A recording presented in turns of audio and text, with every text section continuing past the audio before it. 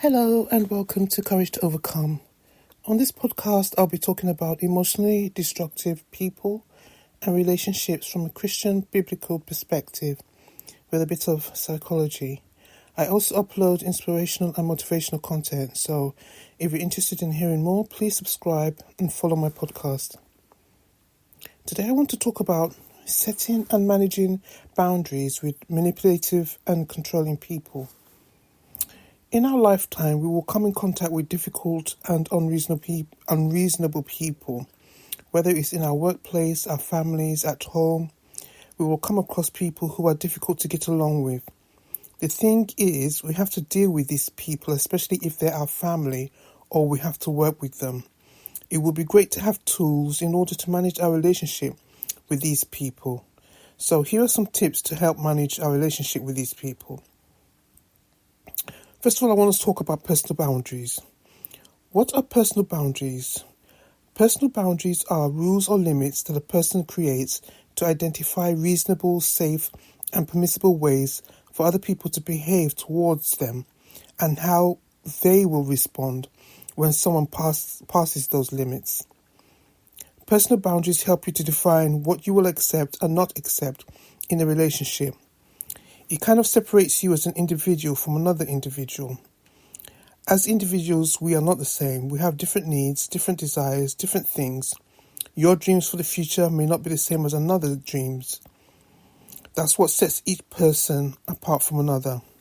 You are an individual. Another person is also an individual. So the word boundary indicates what is mine and what is yours.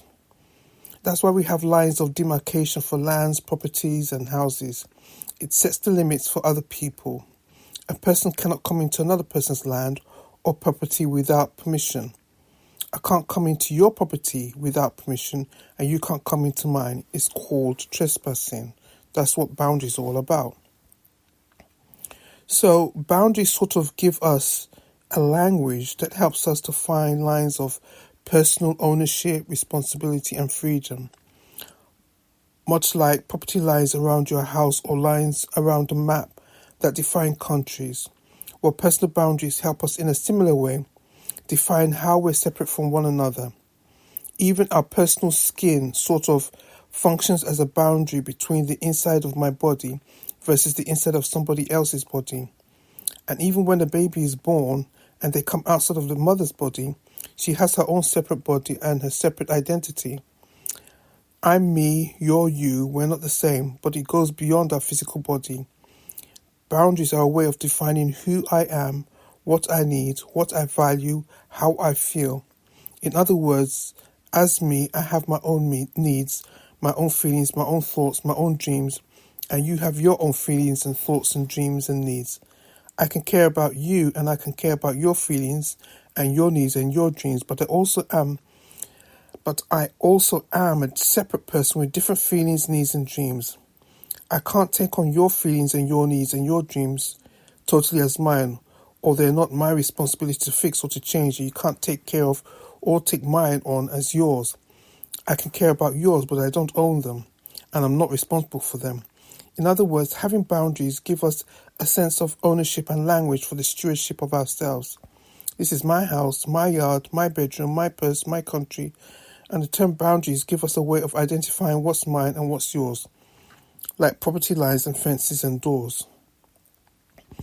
I'm responsible for stewarding myself and my things, but I'm not responsible for stewarding everybody else's self and everybody else's things. And the property lines on your house and garden make that really clear for us. I'm responsible for maintaining my garden and my grass, but I'm not responsible for maintaining my neighbor's garden or his house. I can help him, or I can feel frustrated that he's not taking care of his stuff, but I can't control him. All I can do is to communicate that frustration. I could ask him for a change, and if it doesn't happen, I might have to implement some consequences, like calling the council in the hope that the pain of that consequence will wake my neighbor up to a change.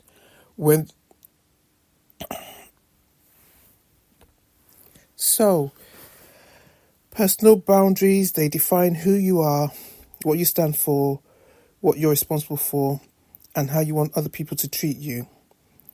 And so you need to ask yourself these questions. Am I taking ownership of me? Am I being a good steward of myself?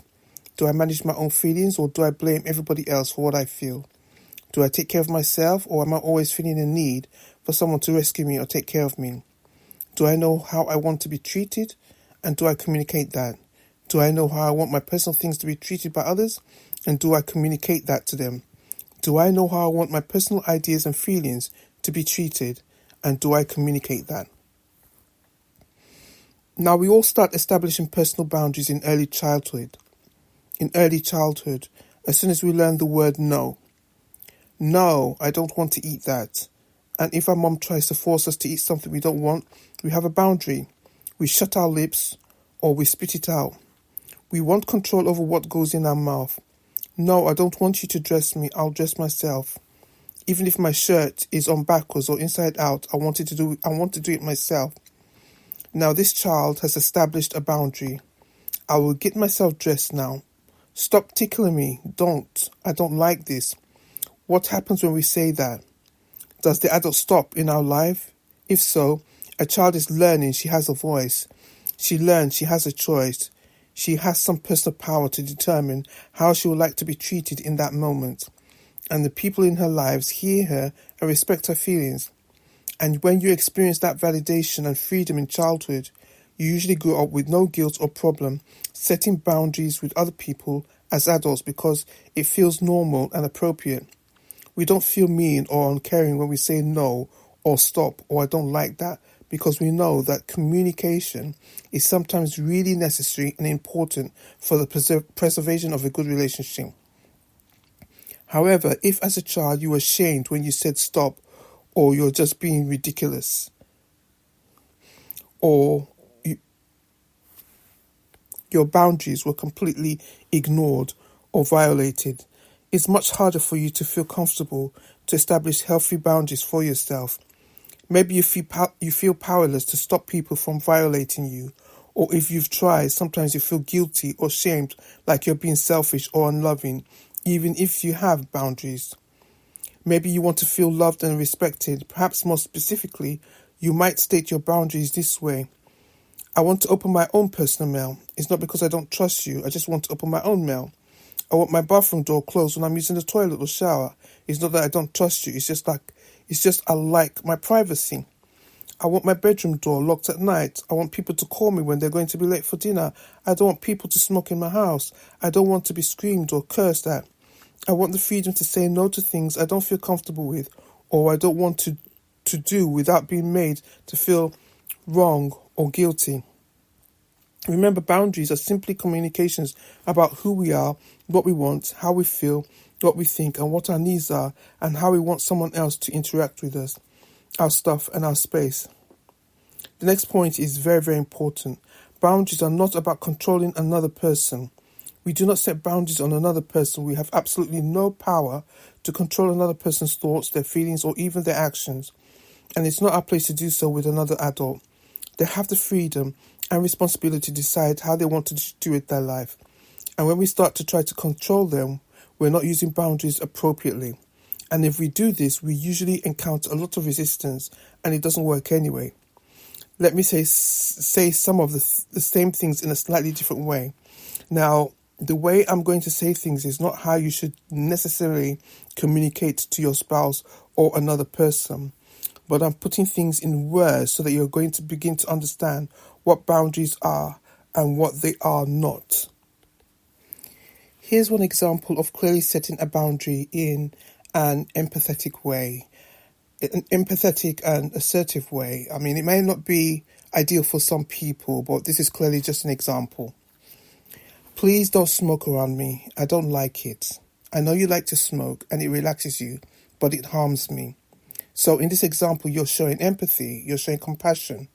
But since I can't control you, I can only control me. My boundary is, if you choose to smoke, I'll have to leave the room or the house or the car. Here's another example of being very empathetic. Please don't talk to me that way. It upsets me. I know you've had a bad day and you have a right to your feelings, but I don't like the way you communicate your feelings to me. It's hurtful.